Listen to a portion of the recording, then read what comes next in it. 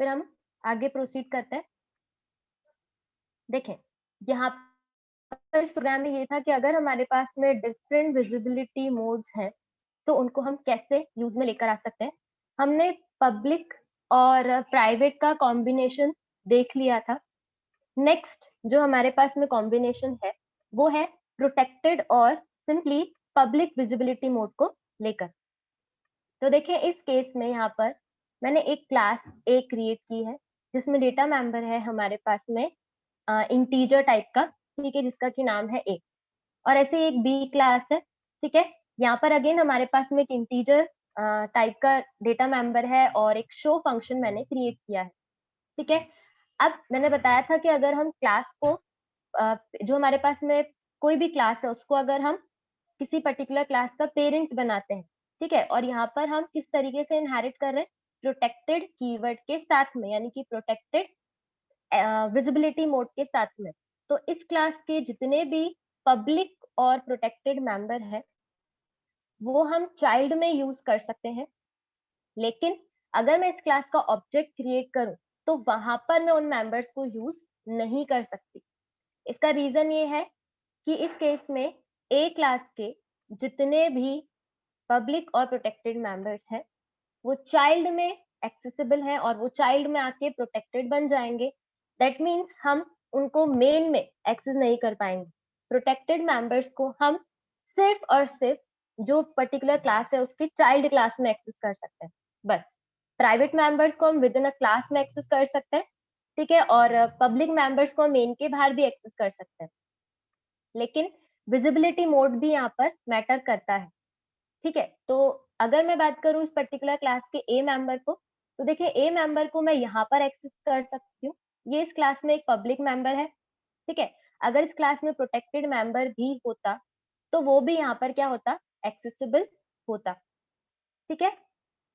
अब देखें, हमने यहाँ पर इस बी क्लास को जो चाइल्ड बनाया है, ठीक है? किस क्लास का? ए क्लास का।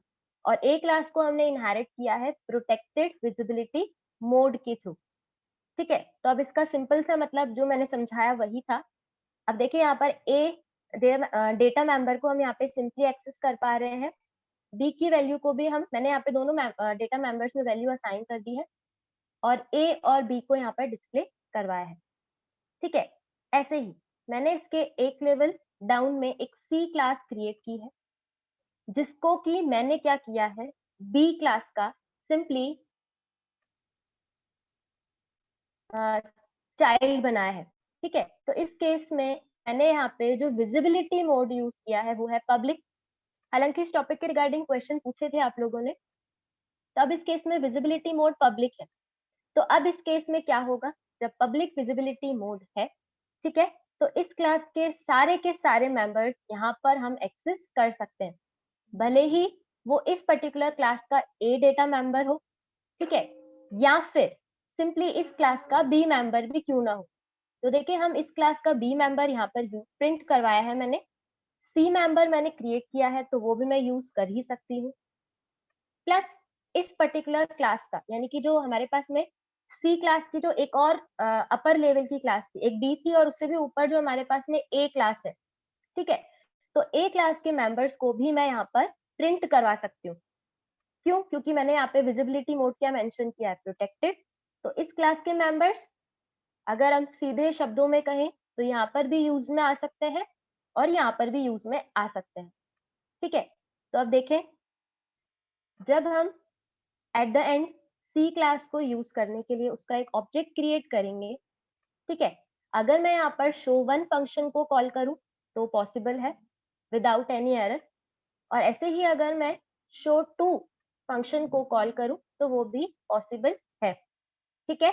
क्योंकि हमने यहाँ पर जो विजिबिलिटी मोड है उसको मेन समझने वाली बात थी, तो वही यहाँ पर इस केस में प्रोटेक्टेड और पब्लिक है। तो इसी बिहाफ पर हम इन पर्टिकुलर पेरेंट क्लास के फंक्शंस को कहाँ पर कॉल कर पा रहे हैं, ठीक है? देखिए इस क्लास के शो फंक्शन जो है सिंपली वो यहाँ पर भी कॉल हो जाएगा और सिंपली हम यहाँ पर भी कॉल कर पाएँगे, ठीक है? तो देखिए इस तरीके से अगर हम बात करें, तो इस केस में यहाँ पर देखें, तो जब हम वैल्यूज डिस्प्ले करवाएंगे, ठीक है, तो देखें यहाँ पर सबसे पहले शो वन फंक्शन कॉल होगा, तो यहाँ पर 12 और 45 वैल्यूज डिस्प्ले हो जाएंगी, ठीक है। और तो देखिए यहाँ पर सबसे पहले मैंने ए की वैल्यू प्रिंट करवाई है, देन बी की, तो इसके अकॉर्डिंग यहाँ पर ए की वैल्यू 45 और बी की वैल्यू 12 डिस्प्ले हो जाएगी, ठीक है। लाइकवाइज अगर मैं शो टू फंक्शन को कॉल करूंगी, तो उस केस में बी और सी और ए की वैल्यू को मैंने वापस से डिस्प्ले करवाया है। तो देखिए बी की वैल्यू हमने क्या असाइन की थी, 12, तो इस केस में बी की वैल्यू यहाँ पर 12 डिस्प्ले हो जाएगी, देन सी की वैल्यू 120 डिस्प्ले हो जाएगी, और लास्ट ए की वैल्यू 45 डिस्प्ले हो जाएगी। तो इस तरीके से हम यहाँ पर वैल्यूज को डिस्प्ले करवा सकते हैं। कोई भी डाउट हो तो पूछ सकते हैं। ये हमारे पास में दो विजिबिलिटी मोड का कॉम्बिनेशन है।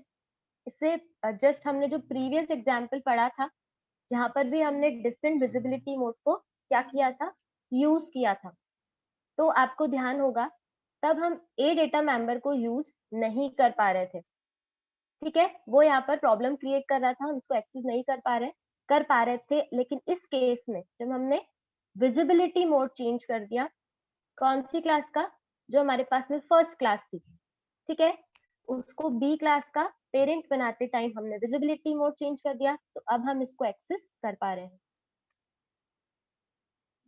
यहाँ तक कोई डाउट हो तो पूछ लीजिए।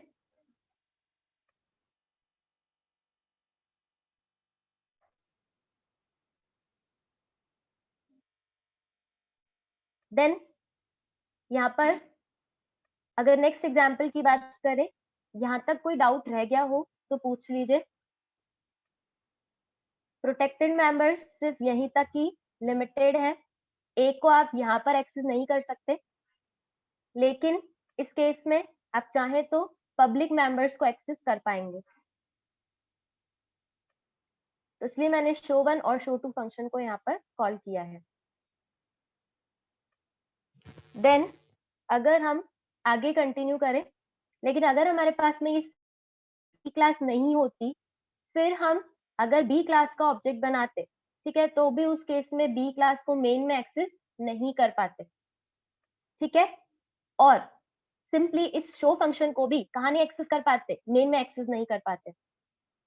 लेकिन क्योंकि हमने सी क्लास एक और क्रिएट की और विजिबिलिटी मोड इस केस में बी क्लास के लिए पब्लिक डिफाइन किया है, तो इस क्लास के मेंबर्स को हम कहाँ एक्सेस कर पा रहे हैं, सिंपली मेन में भी, और हम चाहे तो शो को यहाँ पर भी कॉल कर सकते हैं, ठीक है। देन इन सारे एग्जाम्पल को एक एक बार अगर आप वापस से समझेंगे तो कंसेप्ट और क्लियर हो जाएंगे, ठीक है।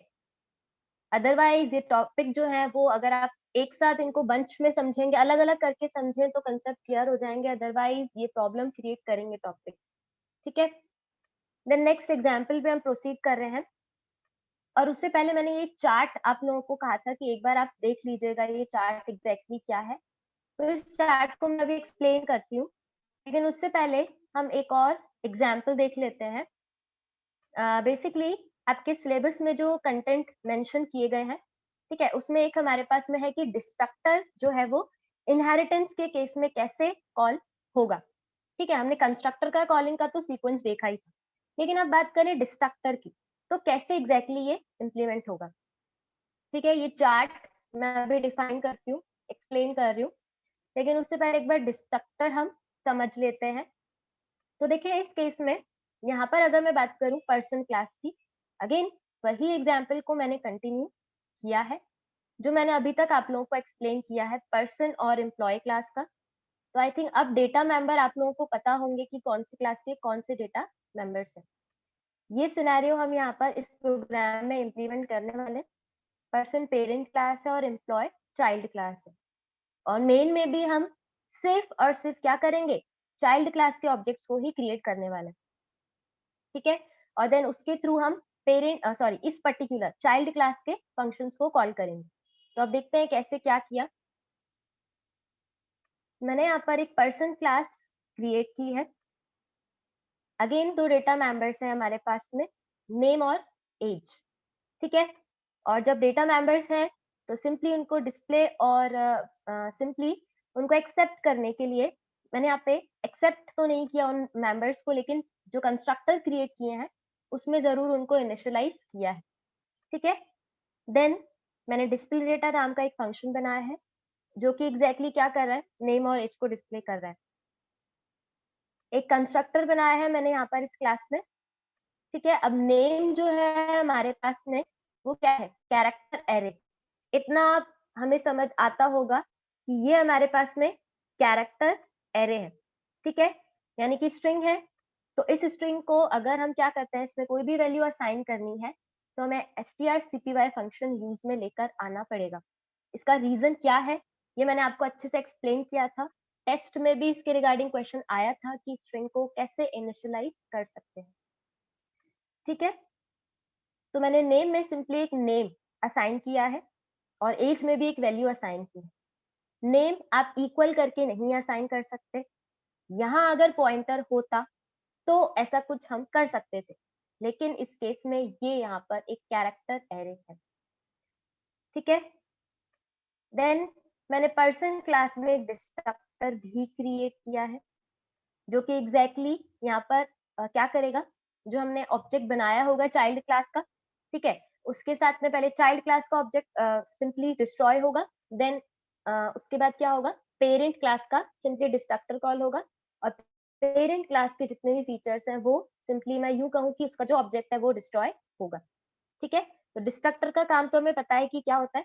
मैंने डिस्ट्रक्टर में ऐसा कोई स्टेटमेंट मेंशन नहीं किया, बस एक प्रिंट करवाया स्टेटमेंट, ताकि हमें ये पता चल जाए कि कब किस केस में कौन-सी क्लास का डिस्ट्रक्टर पहले कॉल हो रहा है।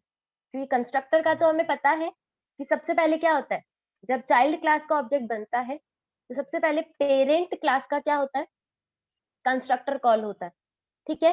जिसको हमें एक्सप्लिसिटली कॉल करने की ज़रूरत नहीं है, अगर वो नॉन पैरामीटराइज्ड है तो, ठीक है? बाकी पैरामीटराइज़ के केस में कॉलिंग का तरीका अलग था।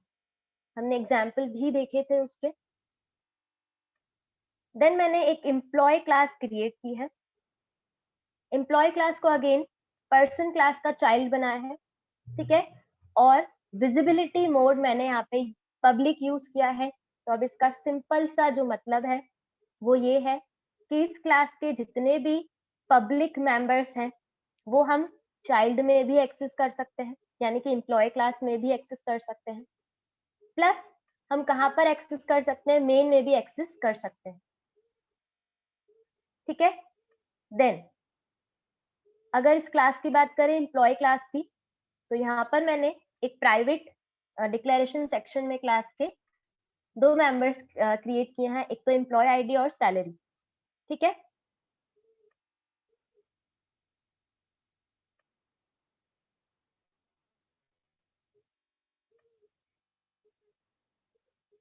देन मैंने इस क्लास में 2 डेटा मेंबर्स क्रिएट करने के बाद डिस्प्ले नाम का फंक्शन बनाया है और जो सिंपली चाइल्ड क्लास के डेटा मेंबर्स को डिस्प्ले करवाने से पहले मैंने पेरेंट क्लास के डिस्प्ले डेटा फंक्शन को कॉल किया है, ठीक है?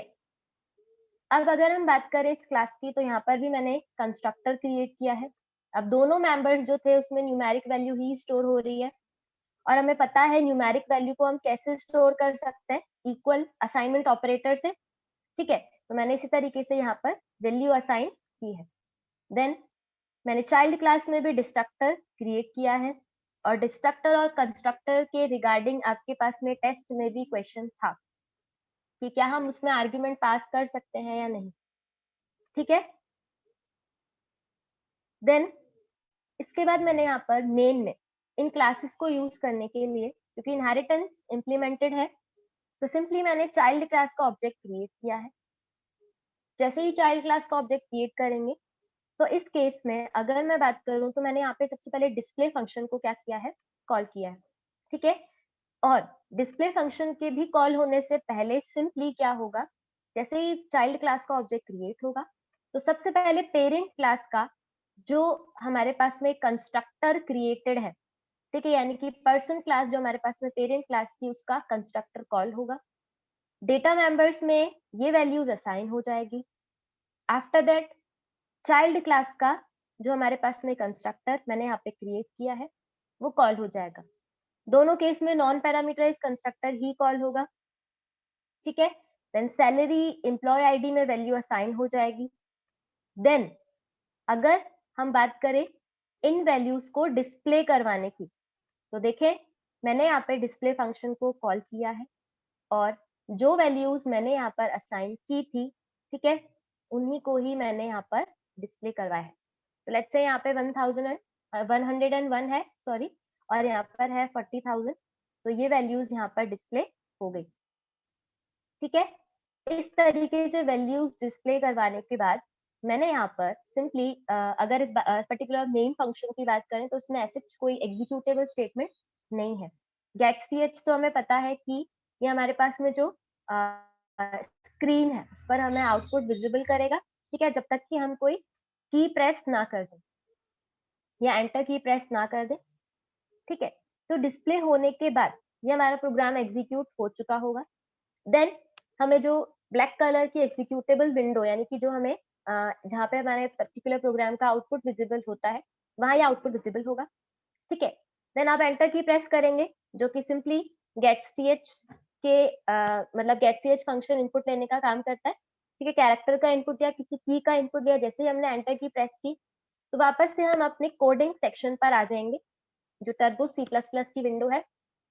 उसके बाद अगर आप ऑल्ट के साथ में F5 की प्रेस करेंगे, ठीक है, तो आप देख सकते हैं आपको ये दो स्टेटमेंट विजिबल हो जाएंगे, ठीक है। यहाँ पर विजिबल नहीं होंगे, इसका रीजन क्या है कि डिस्ट्रक्टर कब कॉल होता है, जब पर्टिकुलर प्रोग्राम का एग्जीक्यूशन एंड होता है, दूसरा कोई ब्लॉक एंड होता है, तब हमारे पास में डिस्ट्रक्टर कॉल होता है, ठीक है।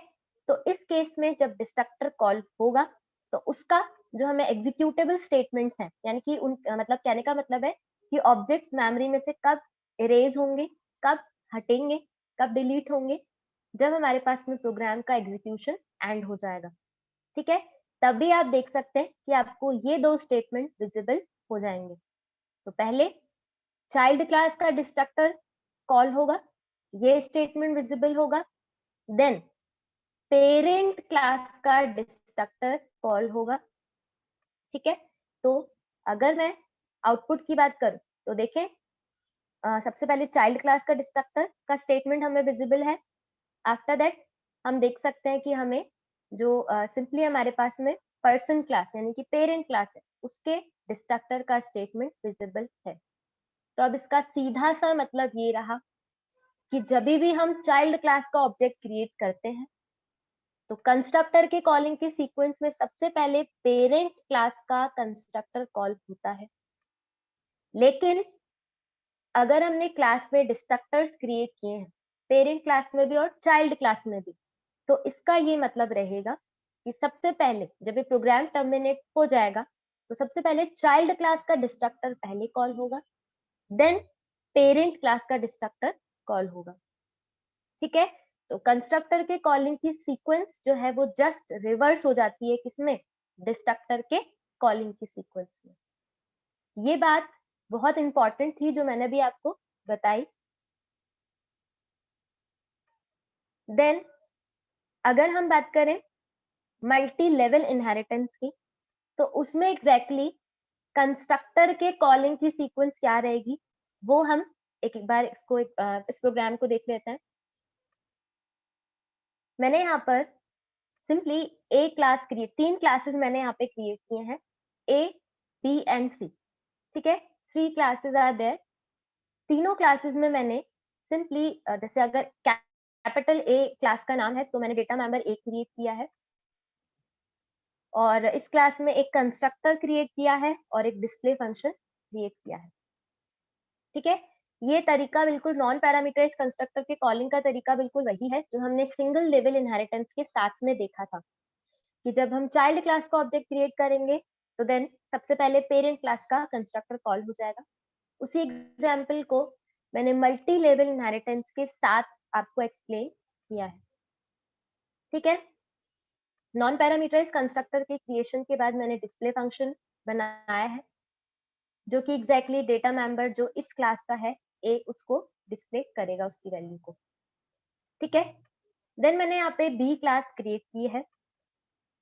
आगे प्रोसीड करने से पहले किसी को कोई डाउट हो तो पूछ लीजिए।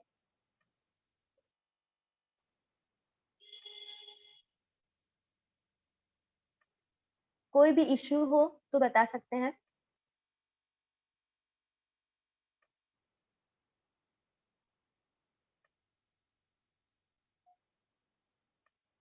देन मैंने एक क्लास बी क्रिएट की है जो कि सिंपली ए क्लास की चाइल्ड क्लास है, और विजिबिलिटी मोड पब्लिक मैंने यहाँ पे डिफाइन किया है। देन इसके बाद अगर मैं बात करूं इस पर्टिकुलर क्लास में, तो मैंने डेटा मेंबर्स यहाँ पे बी नाम से डिफाइन किया है, और अगेन इस क्लास में एक कंस्ट्रक्टर डिफाइन किया है और एक डिस्प्ले फंक्शन डिफाइन किया है। ठीक है, तो डिस्प्ले फंक्शन तीनों क्लासेस में आप अभी आप चेक करेंगे सी में भी एग्जिस्ट करेगा और बी में भी एग्जिस्ट कर रहा है और ए में भी एग्जिस्ट कर रहा है। तो ये कंसेप्ट हमारे पास में मेथड ओवरराइडिंग कहलाएगा। ठीक है, तो इस केस में अगर मुझे पेरेंट क्लास का डिस्प्ले फंक्शन कॉल करना है, बी क्लास की पेरेंट क्लास है ए क्लास, इसका अगर हमें इस पर्टिकुलर क्लास का अगर हमें डिस्प्ले फंक्शन कॉल करना है, तो यहाँ पर हमें पेरेंट क्लास का नाम लिखना होगा, then scope resolution operator mention करना होगा, और देन जिस फंक्शन को आपको कॉल करना है।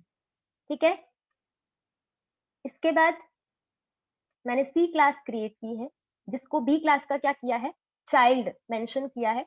ये स्टेटमेंट है चाइल्ड बनाने के लिए हमारे पास में। ठीक है, बी पेरेंट क्लास हो जाएगी सी क्लास की, और पब्लिकली मैंने इनहेरिट किया है, और सी क्लास में भी मैंने यही सेम कंसेप्ट को इम्प्लीमेंट किया है कि कंस्ट्रक्टर क्रिएट किया है नॉन पैरामीटराइज, कोई आर्ग्यूमेंट सेंड नहीं किया है।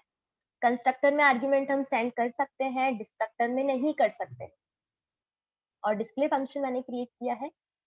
ठीक है, ये डिस्प्ले फंक्शन एग्जैक्टली क्या कर रहा है, जो हमारे पास में पेरेंट क्लास है पहले उसका डिस्प्ले फंक्शन कॉल करेगा, देन जब वो पूरा कॉल हो जाएगा उसके सारे एग्जीक्यूटेबल स्टेटमेंट एग्जीक्यूट हो जाएंगे, देन इस क्लास के डेटा मेंबर की वैल्यू डिस्प्ले हो जाएगी। ठीक है, इसके बाद अगर मैं बात करूं मेन क्लास की, ठीक है, तो देखिए मेन क्लास में यहाँ मेन फंक्शन में, sorry not class, main function में मैंने यहाँ पे क्या किया है, जो चाइल्ड क्लास है सी उसका सिंपली एक ऑब्जेक्ट क्रिएट किया है। ठीक है, तो वही सिनेरियो यहाँ पर वापस से अराइज होगा। सबसे पहले सी क्लास के कंस्ट्रक्टर की कॉलिंग की अगर मैं बात करूं, तो सी क्लास क्योंकि चाइल्ड क्लास है, ठीक है, इस डायग्राम के थ्रू आप देख सकते हैं कि सी हमारे पास में सबसे बॉटम मोस्ट चाइल्ड क्लास है, उससे एक लेवल अपर चाइल्ड क्लास पेरेंट क्लास यूं कहूं तो वो है बी, जो कि ए की तो क्या है, चाइल्ड क्लास है, लेकिन सी की पेरेंट क्लास है।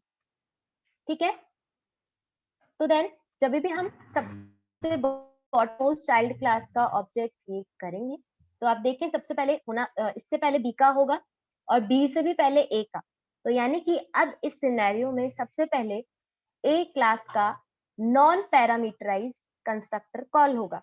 और देखें हमने वहां पर तीनों क्लासेस में जो कंस्ट्रक्टर्स क्रिएट किए हैं उनमें हमने ये स्टेटमेंट मेंशन किया है। ठीक है, तो पहले डेटा मेंबर की वैल्यू असाइन होगी, देन ये स्टेटमेंट आपको विजिबल होगा।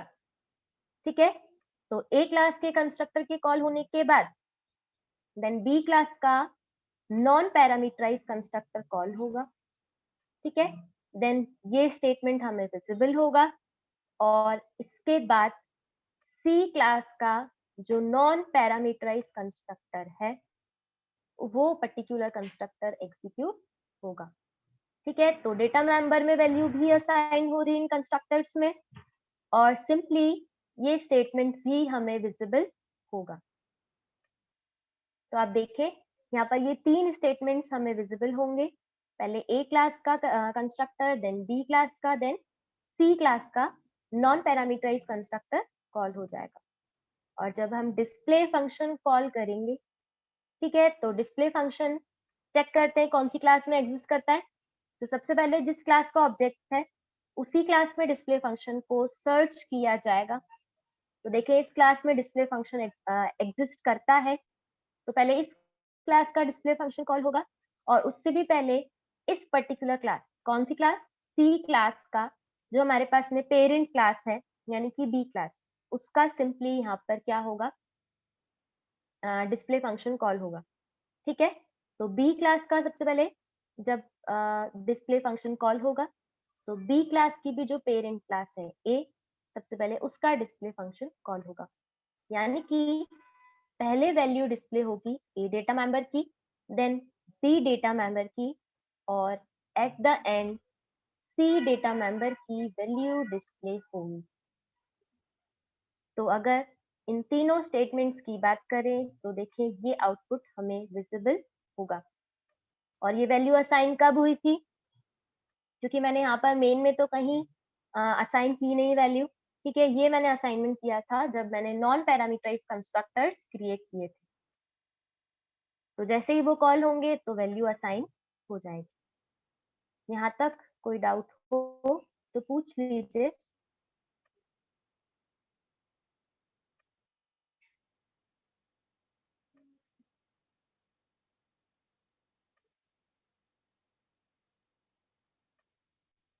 नेक्स्ट जो हमारे पास में प्रोग्राम है, अगेन मैंने यहाँ पर इस पर्टिकुलर प्रोग्राम को एज इट इज मेंशन किया है।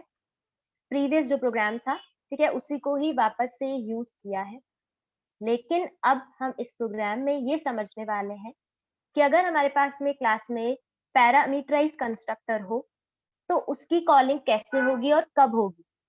ठीक है, इतना तो हमें समझ आ गया कि चाहे वो नॉन पैरामीटराइज कंस्ट्रक्टर हो, चाहे वो पैरामीटराइज कंस्ट्रक्टर हो, जब भी हम चाइल्ड क्लास का ऑब्जेक्ट क्रिएट करते हैं तो पहले पेरेंट क्लास का जो हमारे पास में कंस्ट्रक्टर है वो कॉल होता है। तो यहाँ पर भी वही तरीका हम इम्प्लीमेंट कर रहे हैं, देखते हैं कैसे क्या होगा। तो अगेन मैंने ए क्लास जो प्रीवियस एग्जाम्पल में थी उसको एज इट इज यहाँ पर मेंशन किया है। तो देखिए मैंने यहाँ पर ए क्लास का कंस्ट्रक्टर क्रिएट किया है, दो कंस्ट्रक्टर्स क्रिएट किए हैं, एक तो पैरामीटराइज और एक नॉन पैरामीटराइज कंस्ट्रक्टर। ठीक है, ये देखिए ये हमारे पास में पैरामीटराइज कंस्ट्रक्टर और ये नॉन पैरामीटराइज कंस्ट्रक्टर। अब अगेन डिस्प्ले फंक्शन भी क्रिएट किया है, जस्ट लाइक प्रीवियस एग्जाम्पल, जो मैंने प्रीवियस एग्जाम्पल में आपको एक्सप्लेन किया था। सारे कंस्ट्रक्टर्स में ये स्टेटमेंट मेंशन किया हुआ है कि कंस्ट्रक्टर कौन सी क्लास का कॉल हो रहा है, प्लस मैंने जो पैरामीटराइज कंस्ट्रक्टर है उसमें इस क्लास के डेटा मेंबर में वैल्यू भी असाइन की है। कौन सी वैल्यू? जो हम मेन से पास करेंगे, ठीक है, आर्गुमेंट के तौर पर। Then B class, same example था प्रीवियस जो हमने भी पढ़ा था, उसी को ही मैंने वापस से रीयूज किया है। देन ए क्लास, मैंने यहाँ पे क्या किया है, ए क्लास को पेरेंट बनाया है बी क्लास का, यानी कि बी क्लास तो क्या हो गई, चाइल्ड क्लास। ठीक है, देन इसमें भी बी डेटा मेंबर क्रिएट किया है, जो क्लास का नाम है उसी नाम से मैंने डेटा मेंबर क्रिएट किया है। और कंस्ट्रक्टर्स क्रिएट किए हैं, दो कंस्ट्रक्टर्स। ऐसा कुछ हमने सिंगल लेवल इनहेरिटेंस में भी देखा था। ठीक है, तो दो कंस्ट्रक्टर्स हैं, A1 और B1, दो वैल्यूज मैंने पास की हैं। बाकी के स्टेटमेंट हम कॉलिंग के टाइम देखते हैं कि एग्जैक्टली क्या होगा। और सिंपली जो इस क्लास का डेटा मेंबर है उसमें मैंने वैल्यू भी असाइन की है। ठीक है, और स्टेटमेंट मैंने मेंशन किया है। ठीक है, बाकी ये स्टेटमेंट क्या है, कैसे सिंपली एग्जीक्यूट होगा, उसको हम अभी देखेंगे जब हम कंस्ट्रक्टर के कॉलिंग स्टेटमेंट की बात करेंगे। देन मैंने डिस्प्ले फंक्शन डिफाइन किया है और चाइल्ड क्लास के डिस्प्ले से पहले पेरेंट क्लास का डिस्प्ले कॉल किया है। ठीक है, सेम सी क्लास क्रिएट की है जो प्रीवियस एग्जाम्पल में थी, और सिनेरियो वही है कि इस क्लास में भी मैंने कंस्ट्रक्टर्स क्रिएट किए हैं, दो कंस्ट्रक्टर्स हैं, again parameterize and non parameterize, और इसके बाद डिस्प्ले फंक्शन को कॉल किया है, तो सिंपली क्रिएट किया है। तो डिस्प्ले फंक्शन जब कॉल होगा तो उससे पहले बी क्लास जो कि पेरेंट क्लास है उसका सिंपली डिस्प्ले फंक्शन कॉल होगा। ठीक है, कंस्ट्रक्टर्स में मैंने एक एक्स्ट्रा स्टेटमेंट यहाँ पर मेंशन किया है। ये स्टेटमेंट हम ऑलरेडी एक बार सिंगल लेवल इनहेरिटेंस में समझ चुके हैं, बट इसको एक बार देखते हैं कि एग्जैक्टली कैसे काम होगा। ठीक है, तो आप देखिए, जब मेन से हम चाइल्ड क्लास का ऑब्जेक्ट क्रिएट करेंगे, तो आप देखिए चाइल्ड क्लास में तो सिर्फ और सिर्फ एक ही डेटा मेंबर एग्जिस्ट कर रहा था, सी नाम से। ठीक है, लेकिन जब मैं यहाँ पर मेन में इस सी क्लास का ऑब्जेक्ट क्रिएट कर रही हूँ, तो आप देखें यहाँ पर हमारे पास में 3 वैल्यूज मैंने आप लोगों को यहाँ पे मतलब मैंने आप लोगों को यहाँ पर शेयर किया है जो डॉक्यूमेंट, उसमें 3 वैल्यूज मैंने पास किए हैं। एक वैल्यू है 40, एक वैल्यू है 50 और एक वैल्यू है 60। अब एग्जैक्टली क्या होगा वो समझते हैं हम। ठीक है, तो जैसे ही हम यहाँ पर चाइल्ड क्लास का ऑब्जेक्ट क्रिएट करेंगे, तो सीधा सा मतलब ये रहेगा कि पहले सबसे पहले सी क्लास का जो कंस्ट्रक्टर कॉल होना है। ठीक है, प्रोग्राम का कंट्रोल डेफिनेटली यहाँ जाएगा। हालांकि यही होता है कि पहले पेरेंट क्लास का कंस्ट्रक्टर कॉल होगा, लेकिन वो एग्जैक्टली कॉल नहीं होता, डायरेक्टली कॉल नहीं होता। पहले प्रोग्राम का कंट्रोल सबसे पहले चाइल्ड पे जाएगा, देन चाइल्ड से उसके पेरेंट पे, देन उसके भी पेरेंट पे। ठीक है, तो यहाँ पर सी क्लास जो है सिंपली, तो इस केस में यहाँ पर E1 जो हमारे पास में इसका ऑब्जेक्ट क्रिएट किया है और जो वैल्यूज पास की हैं, ये वैल्यूज यहाँ पर सी क्लास के कंस्ट्रक्टर में पास होंगी। A1 में वैल्यू असाइन हो जाएगी यहाँ पर, अगर हम देखें तो 40। ठीक है, देन B1 जो यहाँ पर मैंने वेरिएबल क्रिएट किया है इस सिंपली कंस्ट्रक्टर में, ठीक है, उसमें वैल्यू यहाँ पर असाइन हो जाएगी 50 और C1 जो यहाँ पर वेरिएबल है उसमें यहाँ पर वैल्यू हमने भेजी थी 60। ठीक है, तो एज लाइक नॉर्मल फंक्शन यहाँ पर वैल्यूज जो है वो इन वेरिएबल्स में कॉपी हो जाएंगी। बाय वैल्यू ही कॉपी हो रहा है, ना हमने पॉइंटर यूज किया है, ना हमने कोई रेफरेंस यूज किया है। ठीक है, तो 40, 50 और 60 वैल्यूज इनमें A1, B1 और C1 में आके कॉपी हो जाएंगी। देन मैंने यहाँ पे क्या किया है, इस पर्टिकुलर कंस्ट्रक्टर के सिंपली इस स्टेटमेंट को मेंशन करने के बाद मैंने कोलन लगाया है। ठीक है, देन मैंने इस पर्टिकुलर क्लास के पेरेंट क्लास के कंस्ट्रक्टर का स्टेटमेंट डिफाइन किया है। क्यों? क्योंकि ये हमारे पास में एग्जैक्टली रूल है कि जब भी चाइल्ड क्लास का ऑब्जेक्ट क्रिएट होगा तो पहले पेरेंट क्लास का कंस्ट्रक्टर कॉल होगा। ठीक है, तो नॉन पैरामीटराइज कंस्ट्रक्टर में हमें ऐसा कुछ करने की जरूरत नहीं पड़ी थी, लेकिन पैरामीटराइज में हमें इस तरह से ये स्टेटमेंट मेंशन करना जरूरी रहेगा। तो देखिए मैंने सी क्लास के कंस्ट्रक्टर को डिफाइन या उनकी कोडिंग से पहले जो उसकी पेरेंट क्लास है यानी कि बी, उसका यहाँ पर सिंपली कॉलिंग का स्टेटमेंट मैंने मेंशन किया है कंस्ट्रक्टर के कॉलिंग का, और यहाँ पर A1 और B1 इन दोनों आर्ग्यूमेंट्स को मैंने यहाँ पर B में पास कर दिया।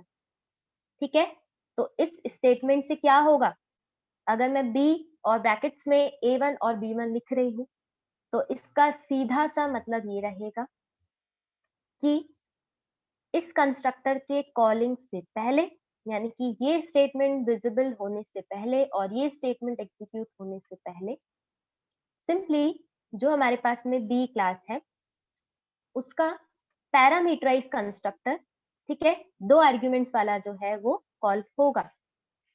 तो इस केस में बी क्लास का ये कंस्ट्रक्टर जो है वो सिंपली यहाँ पर कर्सर जो है प्रोग्राम का कंट्रोल वो यहाँ पर शिफ्ट हो जाएगा, और A1 में वैल्यू हमने वहां से पास की थी 40। ठीक है, और B1 में वैल्यू हमने पास की थी 50। तो यहाँ पर 40 एंड 50 दोनों वैल्यूज क्या हो जाएंगी, पास हो जाएंगी। ठीक है, लेकिन ये वैल्यूज यहाँ पर पास तो हो गई, लेकिन ये पर्टिकुलर स्टेटमेंट एग्जीक्यूट होने से पहले बी क्लास का भी एक पेरेंट क्लास है, यानी कि बी क्लास की भी जो पेरेंट क्लास है देखें उसके कंस्ट्रक्टर को हमें कॉल करना जरूरी रहेगा। ठीक है, क्योंकि ये इनहेरिटेंस का एक तरीके से रूल है जिसको फॉलो करना जरूरी है। तो इस बिहाफ पे आप देखिए सबसे पहले जो है हमारे पास में ए क्लास का जो कंस्ट्रक्टर है, ठीक है, उसमें यहाँ पर मैंने क्या वैल्यू पास की, A1। ठीक है, और A1 की वैल्यू कितनी थी, 40। तो आप देखें ये स्टेटमेंट एग्जीक्यूट होने से पहले प्रोग्राम का कंट्रोल वापस से इस स्टेटमेंट पर शिफ्ट हो जाएगा। तो अब इसका क्या मतलब रहेगा, जैसे ही यहाँ पर ये स्टेटमेंट एग्जीक्यूट होगा तो सिंपली ए क्लास का जो हमारे पास में पैरामीटराइज कंस्ट्रक्टर है वो यहाँ पर कॉल होगा, ठीक है। और A1 की वैल्यू हमने वहां से 40 पास की थी, एग्जैक्टली हमने पास की थी मेन से हम चाइल्ड क्लास के कंस्ट्रक्टर नॉन पैरामीटराइज कंस्ट्रक्टर पर हमारा पर्टिकुलर प्रोग्राम का कंट्रोल आया। देन वहां से हम एक लेवल अपर क्लास जो कि बी क्लास थी वहां शिफ्ट हुए थे, और वहां से हमारे पास में जो प्रोग्राम का कंट्रोल है वो कहाँ शिफ्ट हो गया, बी क्लास की भी जो पेरेंट क्लास है यानी कि ए क्लास, ठीक है, उस पर प्रोग्राम का कंट्रोल शिफ्ट हो जाएगा और ए क्लास का जो कंस्ट्रक्टर है वो कॉल होगा, ठीक है।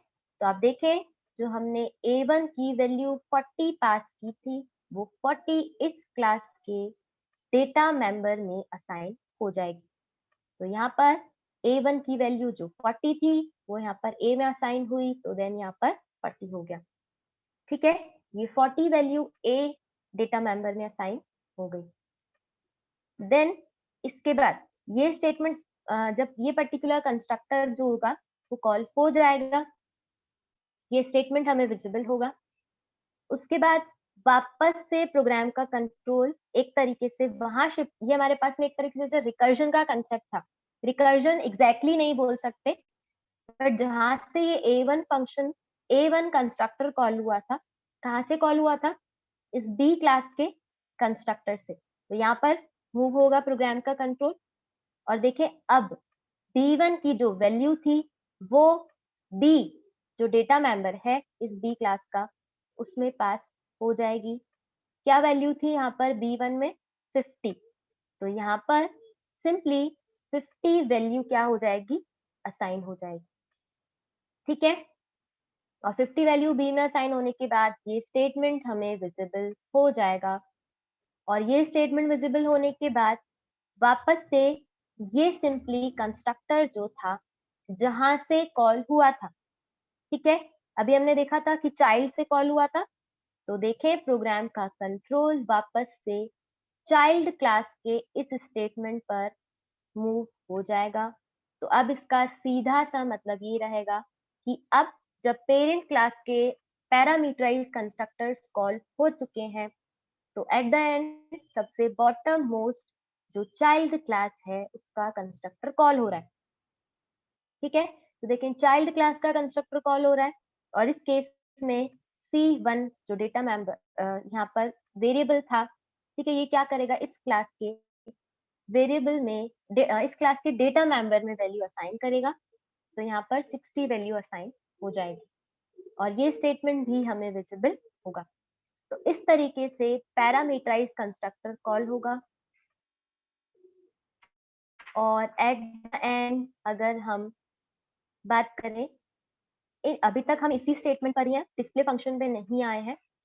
तो आप देखें यहाँ पर अगर मैं बात करूं तो इस केस में parameterize constructor of A class सबसे पहले ये विजिबल होगा, then parameterize constructor of B class called ये विजिबल होगा, then at the end C class का जो पैरामीटराइज कंस्ट्रक्टर है वो कॉल हुआ था, ये स्टेटमेंट विजिबल हो जाएगा।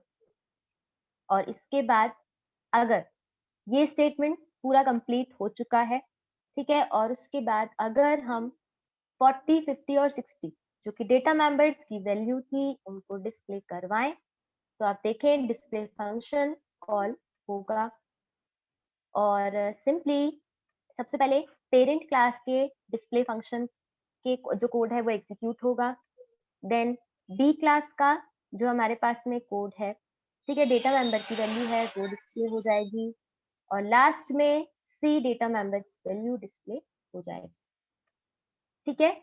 तो यहाँ तक हमारे पास में ये टॉपिक यहाँ पर कंप्लीट होता है कि सिंगल और मल्टी लेवल इनहेरिटेंसेस में कैसे कंस्ट्रक्टर्स कॉल होंगे। डिस्ट्रक्टर्स कॉलिंग का हमने सिर्फ और सिर्फ देखा था एग्जीक्यूशन सिंगल लेवल इनहेरिटेंस में, मल्टी लेवल में और बाकी की जितनी भी इनहेरिटेंसेस हैं उनमें सब में यही कंसेप्ट रहेगा। इसलिए मैंने जो डिस्ट्रक्टर है उस टॉपिक को वापस रिपीट नहीं किया।